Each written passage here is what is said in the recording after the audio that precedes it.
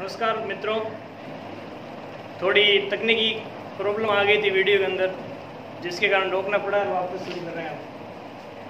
हम पढ़ रहे थे 8वीं कक्षा का अध्याय पहला, कैसे, कब और कहाँ, जिसमें हमने ये जाना था कि जो अभिलेख सरकार द्वारा लिखवाए गए थे इतिहास को जानने के लिए, और जो कोई भी नीतियाँ उनकी कार्य थे, नियम वगैरह बनाते उनको लिखित में रखते थे, उनसे हमें इतिहास के बारे में काफ़ी कुछ जानकारी मिलती है। लेकिन इनके द्वारा जो ये रिकॉर्ड लिखवाए गए, इनमें से कौन सी जानकारी हमें नहीं मिलती, उनके बारे में चर्चा करेंगे। मित्रों, सरकार द्वारा लिखवाए गए अभिलेखीय दस्तावेजों में हमें काफ़ी जानकारी मिलती है। जो भी सरकार ने दस्तावेज लिखवाए थे उनके अंदर हमें बहुत कुछ जानने को मिलता है, जिससे भारतीय इतिहास के बारे में समझ सकें। लेकिन उनमें कुछ क्या है, कमियां हैं।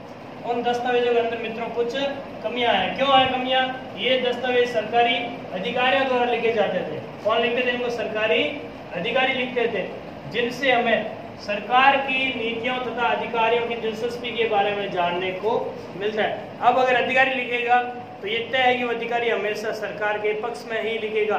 सरकार की जो अच्छी नीतियाँ होगी उन्हीं को ही लिखा जाएगा। लेकिन जो सरकार दमनकारी नीतियाँ अपनाती थी, बुराइयाँ थी सरकार की, उनके बारे में इन अधिकारियों ने कभी भी नहीं लिखा था। तो ये इनके बारे में काफ़ी कुछ लिखा था। तो अधिकारियों की दिलचस्पी के बारे में हमें जानकारी मिलती है, लेकिन किसानों, मजदूरों आदि के बारे में जानकारी नहीं मिलती, क्योंकि इन लोगों ने इनके बारे में लिखने का प्रयास भी नहीं किया था। आगे बढ़ते हैं।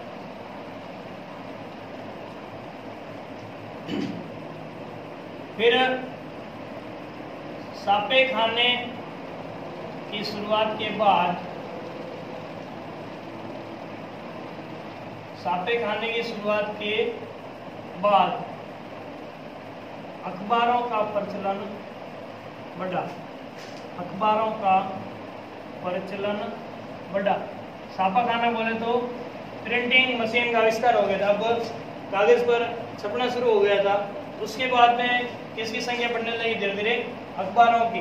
अखबारों का प्रचलन बढ़ा तथा लोग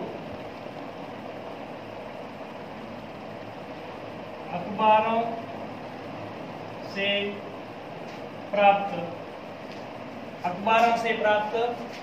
खबरों के आधार पर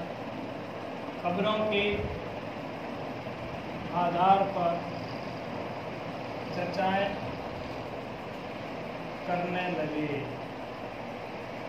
करने लगे। अखबार का प्रचलन बढ़ गया तो लोगों को अखबार में खबरें मिलती थी, उनके ऊपर ही लोग चर्चा करते थे। जैसे मान लो आपके घर में अखबार आता है और उसके ऊपर हेडिंग होती है कि लॉकडाउन फिर से बढ़ाया गया, तो परिवार वाले आपस में चर्चा करते हैं, नहीं करते? उसी प्रकार ये लोग भी जब खबरें आती है उनके ऊपर चर्चाएं करते थे। तो इनके अलावा हमें और कौन कौन जानकारी देगा? अखबार के अलावा तीर्थ यात्रियों के संस्मरण क्या होता है? कोई व्यक्ति कहीं घूमने जाता है, उसकी स्मृति में जो लिखता है वो क्या कहलाएगा? संस्मरण। तो तीर्थ यात्रियों के संस्मरण महत्वपूर्ण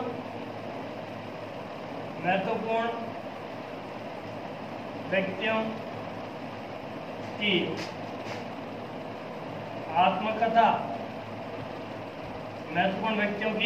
आत्मकथा, फिर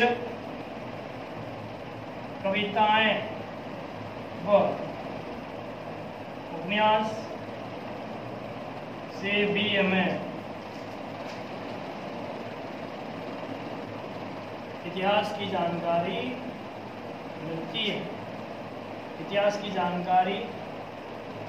मिलती है। लेकिन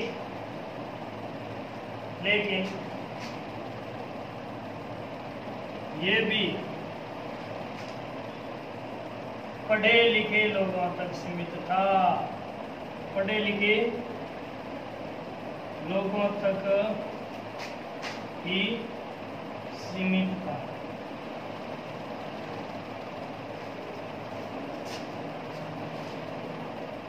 आदिवासी व मजदूर वर्ग क्या सोचता था उनके बारे में, उनके बारे में, उनके बारे में ये जानकारी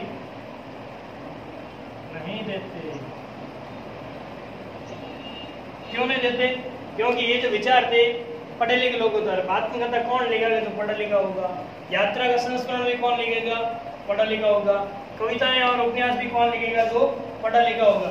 इनके अंदर भी उन्हीं लोगों की विचारधारा देखने को मिलती है जो पढ़े लिखे थे, जबकि जो अनपढ़ थे, गरीब थे, आदिवासी लोग थे, किसान थे, मजदूर थे, उनके बारे में इनके अंदर भी ज्यादा जानकारी नहीं मिलती है।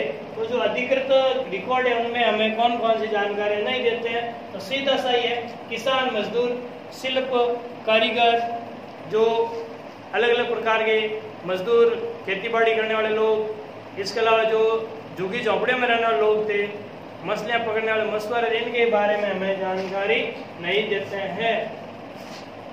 इनके अलावा किसके अलावा?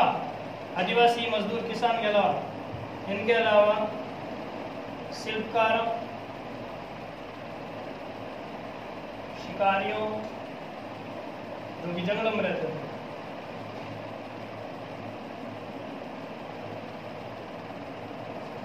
छोटे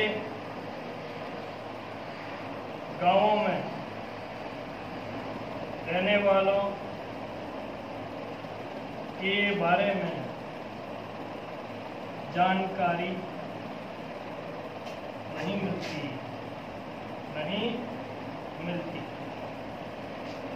इनके बारे में जानकारी है वो आगे के अध्यायों के अंदर आपको देखने को मिलेगी। तो जो अधिकृत रिकॉर्ड है उसके अंदर क्या क्या जानकारी नहीं मिलती, इसको हम फिर से समझेंगे। सरकार द्वारा लिखा है कि अभिलेख के दस्तावेजों में हमें काफी जानकारी मिलती है, लेकिन इसके अंदर भी कुछ कमियां हैं। ये दस्तावेज कमियां क्यों है? क्योंकि एक तो सरकारी थे, अधिकारियों द्वारा लिखे जाते थे, इनके अंदर सरकार की नीतियों के बारे में जानकारी मिलती है। दूसरा, अधिकारियों की दिलचस्पी, लिखने वाले के दिल और दिमाग में क्या चल रहा है उसी के बारे में हमें जानकारी मिलती है, लेकिन इसमें किसानों और मजदूरों के बारे में कोई जानकारी नहीं दी गई।